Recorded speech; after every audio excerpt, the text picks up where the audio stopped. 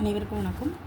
நம்ம என்ன பார்க்க போகிறோம் அப்படின்னா, மாநில நிர்வாகத்தில் ஆளுநர் அவங்க யார், அவங்களுக்கு என்ன தகுதி, குவாலிஃபிகேஷன் என்ன இருக்கணும், அதுக்கப்புறம் அவங்க என்னென்ன பணிகள்லாம் செய்வாங்க அப்படின்னு சொல்லி நம்ம பார்க்க போகிறோம். இது தமிழ்நாடு ஸ்டேட் போர்டு சிலபஸில் 8th ஸ்டாண்டர்ட் புக்கில் இருக்குது, சோஷியல் புக்கில்.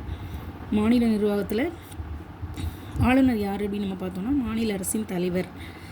மாநில அரசுக்கு தலைவரே ஆளுநர் தான் அப்படி சொல்லி இந்திய அரசியலமைப்பு சட்டம் சொல்லுது. அதே மாதிரி நம்ம அடுத்து பார்த்தோம்னா, இவர் யார் இவரை மாநில ஆளுநரை நியமிப்பாங்க அப்படின்னு பார்த்தோம்னா, நம்ம இந்திய குடியரசுத் தலைவர் அவங்க தான் நியமிப்பாங்க. அது மட்டும் இல்லாமல் மாநில நிர்வாகத்தின் தலைவரும் இவர் தான். அப்புறம் பார்த்தோம்னா, இவருக்கு பதவிக்காலம் இதில் போட்டிருக்கோம். இவரோட பதவிக்காலம் 5 ஆண்டுகள் அப்படின்னு போட்டிருக்குது. பதவிக்காலம் 5 ஆண்டுகள். அப்புறம் நம்ம பார்த்தோம் அப்படின்னா, இப்போ இவருக்கு 5 ஆண்டுகள் பதவிக்காலமாக இருந்தாலுமே ஆளுநரை அதுக்கு முன்னாகவே குடியரசுத் தலைவர் ஒருவேளை என்ன செய்யலாம்னா பதவி நீக்கம் பண்ணலாம், அல்லது ஆளுநரே ராஜினாமா பண்ணிக்கலாம், அல்லது ஆளுநரோட பதவிக்காலம் நீட்டிக்கப்படலாம். இது குடியரசுத் தலைவர் பண்ணலாம்.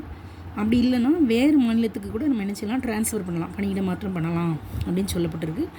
அதே மாதிரி பார்த்திங்கன்னா, மாநில அரசாங்கம் இப்போது தமிழ்நாடு ஆளுநர் இருக்காங்க அப்படின்னா, தமிழ்நாடு கவர்மெண்ட் இவங்களை பதவி நீக்கம் பண்ண முடியாது. அதே மாதிரி அவங்க பதவியில் இவங்களை வைக்கவும் முடியாது. மாநில ஆளுநரை மாநில அந்த அரசாங்கம் நியமிக்கவும் முடியாது, பதவி நீக்கம் பண்ணவும் முடியாது. இது குடியரசுத் தலைவர் மட்டும்தான் பண்ண முடியும். அப்புறம் பார்த்தோன்னா, இதில் இன்னொரு உங்களுக்கு தெரியுமால போட்டிருப்பாங்க. அது என்ன அப்படின்னா, குடியரசுத் தலைவர் அந்த மாநில ஆளுநரை நியமிக்கும் போது என்ன பண்ணுவார் அப்படின்னா, மத்திய அமைச்சரோட ஆலோசனையின்படி தான் செயல்படுவார். அதே மாதிரி அவங்கவுங்க சொந்த மாநிலத்தில் மாநில ஆளுநர்கள் நியமிக்கப்படுகிறது இல்லை. அப்புறம் ஒருத்தவங்க மாநில ஆளுநராக இருக்கணும் அப்படின்னா அவங்களுக்கு என்ன தகுதி இருக்கணும் அப்படின்னா, ரொம்ப சிம்பிள் தான். இந்திய குடிமகனாக இருக்கணும், 35 வயசு நிரம்பி இருக்கணும், அவங்க பாராளுமன்றத்திலேயோ அல்லது சட்டமன்றத்திலேயோ உறுப்பினராக இருக்கக்கூடாது.